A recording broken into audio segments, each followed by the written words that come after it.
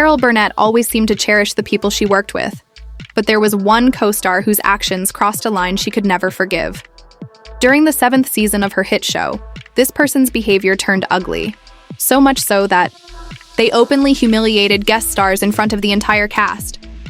When Carol stepped in to put a stop to it, the confrontation escalated and became physical. What followed left everyone on set stunned. This wasn't just a colleague, it was someone who had been alongside her for years. Their actions felt like a deep betrayal, and the truth about who it was would take many by surprise. Carol Burnett was born on April 26, 1933, in a deteriorating hospital in San Antonio. Her birth certificate didn't even include an address, a small detail that reflected her family's struggles.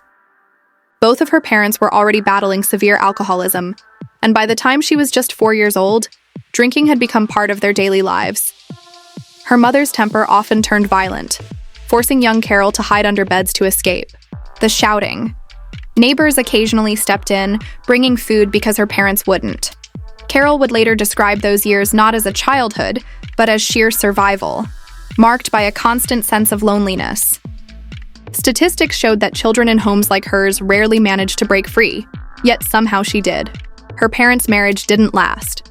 When Carol was just 2, her father left, and by the time she was 6, the divorce was final. The court cited drunkenness and neglect as the reasons.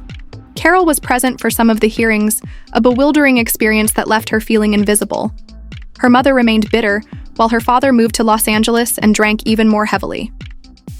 Despite this, Carol found a way to absorb the world around her, quietly observing people and situations, an ability that would later help her create characters that felt authentic on stage.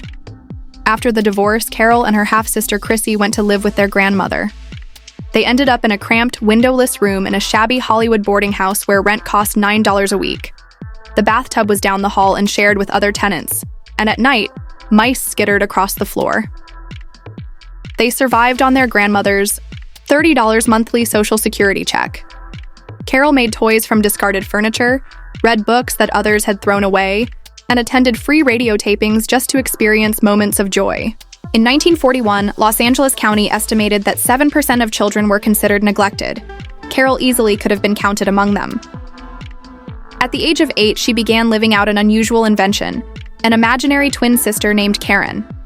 Karen had blonde curls and perfect dimples, and Carol would run out the front door as herself, change clothes behind the building, and return pretending to be Karen. She kept up this act for nearly 2 years, even inviting Karen to a birthday party once. One concerned neighbor wrote to her grandmother suggesting she needed help. But for Carol, this was simply her first experiment with improvisation. She didn't just invent stories, she performed them. By the age of 9, she had developed another habit, practicing her Tarzan yell on the rooftop. Inspired by old movies, she'd belt out the jungle call until curious neighbors came running, and occasionally police officers showed up. Over time, her lungs strengthened, and her voice grew powerful. Years later, during her show, she could deliver the Tarzan yell flawlessly whenever fans requested it. What had begun as a form of escape had become a personal trademark. Survival took many forms in her household. Her grandmother had a peculiar habit at the movies. After a screening, she would discreetly take toilet paper from the theater bathroom and stash it in her purse because they couldn't afford their own. Carol would later laugh about it, but at the time, it was just another way they managed to get by. Movies themselves were more than entertainment for her. They were her education. For 10 cents, she could watch double features, studying the actors, timing, and scene flow while also noting how audiences reacted. These observations became the building blocks of her future comedy, even inspiring her later parody of Gone with the Wind on her show. Those dim theaters became her classroom. Back home in their tiny kitchen, music brought rare moments of peace. Her grandmother played the piano, and sometimes her mother strummed a ukulele. They sang songs like "You Are My Sunshine," and in those moments, it didn't matter how poor they were. Carol learned to harmonize at that table, building the confidence to sing in front of others. That spark would later grow into the musical comedy sketches she became famous for. One memory stuck with her for life. She told her mother she wanted to be an actress. Her mother looked at her and replied, "You can always write no matter what you look like." Carol remembered the words exactly, admitting, "God, that hurt." In that moment, she understood that her own mother didn't believe in her looks. Rather than breaking her spirit, it motivated her to prove that talent was more important than beauty. And she built a career that celebrated people who didn't fit the traditional mold. By the early 1950s, her father was barely holding on. Alcohol had taken everything from him, and while Carol was leaving for New York in 1954 to chase her dreams, his life was already ending. He died at the age of 47 from liver failure. Carol remembered him not as cruel, but as a lost man. In 1954, Carol was a junior at UCLA, uncertain about her future. She was preparing for her final theater exam when her professor suddenly canceled it, replacing the test with a request for her and a few classmates to perform skits at a faculty party. At first, it felt like a pointless detour. Carol was preoccupied, with financial worries and doubts about whether she'd ever get a real break in acting. But that night changed everything. She improvised a comedy sketch on the spot, performing in front of professors whose laughter was genuine, not polite.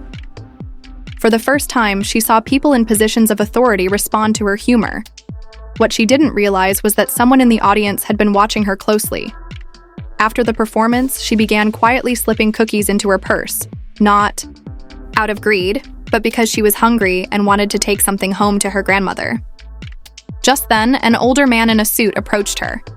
She froze, expecting to be scolded, but instead, he praised her performance and struck up a conversation. That unexpected moment over cookies would open a door she didn't even know existed. The man was a wealthy shipbuilder from La Jolla, and he made her an astonishing offer. He would lend her and her friend Don Soroyan $1,000 each, no interest, no strings, on one condition: the money had to be used to go to New York and pursue their dreams. Adjusted for inflation, that loan would be worth nearly $12,000 today. There were 3 terms. It had to be repaid within 5 years, his identity must remain a secret forever, and if they succeeded, they had to help other young artists in the same way. Carol agreed instantly. With nothing more than a handshake, she accepted the money, and she never broke her promise. She repaid him exactly 5 years later, never revealed his name, and later gave back to others quietly through scholarships and anonymous donations. With the loan secured, Carol and Don made a bold decision. They dropped out of UCLA and headed to New York. It was 1954, and women weren't expected to abandon school for show business, but they took the risk.